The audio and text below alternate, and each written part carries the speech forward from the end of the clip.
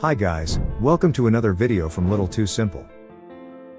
When it comes to financial planning, a lot of people talk about the importance of generating passive income and how it can help you become financially independent. But more often than not, people only talk about the different ways in which passive income can be generated. They don't talk about what it actually takes to start generating passive income from each of those methods. For instance, a lot of people say that one can generate passive income by renting out a house. But what they don't say is that you need to first buy a house in order to rent it out. They rarely talk about all the complications and complexities involved in buying a house, the obligations that come with it, and how one might actually end up renting out the house at a loss instead of generating passive income if the process isn't planned properly. In today's video, we'll be talking about what it really takes to generate passive income from some of the most popular, or should we say most suggested, passive income sources. But before we get started, we'd like to clarify that this video is made entirely for educational and entertainment purposes, and it should not be considered financial advice of any kind. If you like these kinds of videos, then please give this one a like, subscribe to our channel, and feel free to share it with your friends and family.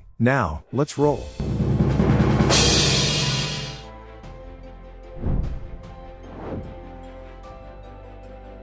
It's true that passive income is defined as the earnings derived from activities that don't require active participation.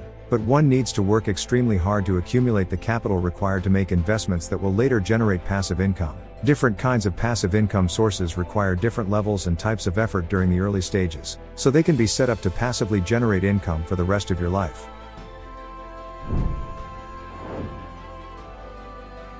Most commonly suggested passive income generating investments, such as dividend yielding stocks, mutual funds, fixed deposits, high interest lending options like peer-to-peer lending, and real estate investment trusts, generate anywhere between 7% to 12% returns on average per year. And in order to survive on those returns for the rest of your life while also beating inflation, you would need to invest a large initial capital.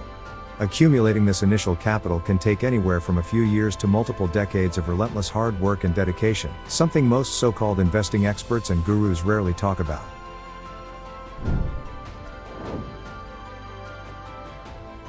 During the recent creator boom, where everyone is creating content for platforms such as YouTube, TikTok, Instagram, and many others, there has been no shortage of influencers bragging about how a video created once can generate income for life. But what no one tells you is that more than 98% of creators barely make any money. In fact, more than 90% actually lose money on the content they create. Becoming a successful creator and generating income from content is one of the most difficult things to do. We know this because we ourselves are creators and have first-hand experience of the effort it takes to produce a good video each week, without getting demotivated when our videos don't gain the expected traction. Only 1 to 2% of all people who start their content creation journey experience any level of success. And if you want to be among those 1 to 2% who actually succeed in generating passive income from content, then you must be prepared to slog away at it for many years, giving it your best. Because of this, it is almost impossible to generate passive income from a side hustle such as content creation if you're only working on it on the side.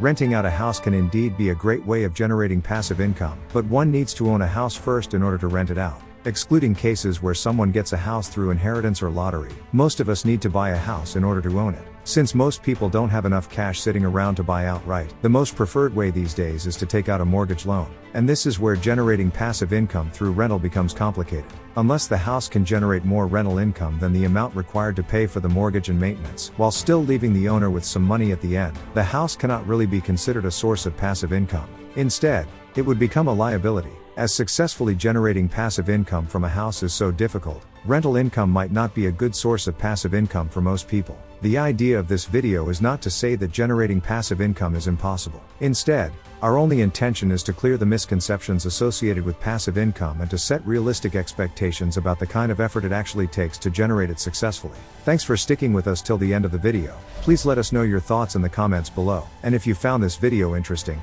don't forget to like and share it with your friends, and subscribe to our channel for more videos like this one. Until next time, have a good one, guys.